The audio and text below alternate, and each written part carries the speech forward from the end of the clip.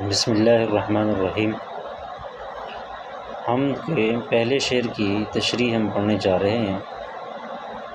یہ زمین یہ فلک ان سے آگے تلک، جتنی دنیائیں ہیں سب میں تیری جھلک، سب سے لیکن جدا اے خدا اے خدا۔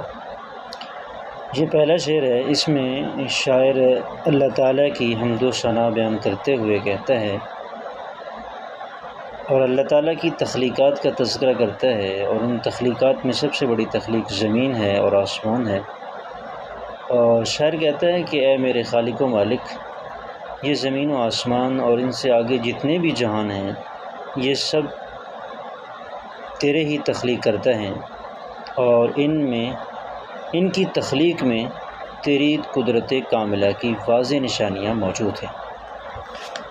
یہی وجہ ہے کہ اے میرے رب، تو اپنی ذات و صفات میں اور اپنی قدرت کاملہ میں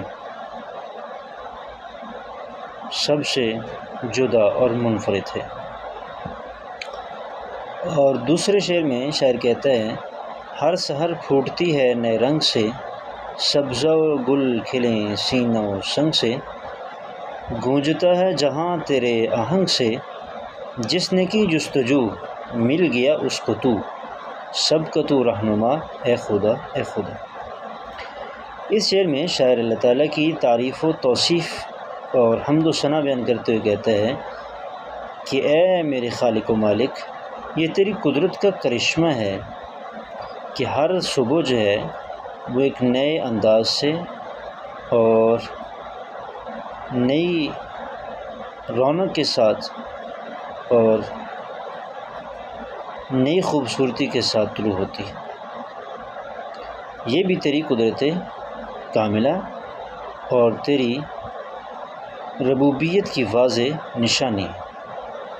اور اس کے بعد شاعر کہتا ہے کہ سب سے بڑھ کر تو بات یہ ہے کہ تو وہ خدا ہے، وہ خالق ہے تو، کہ جس نے پتھر کے سینے میں پھول اور سبزے کو اگا دیا ہے۔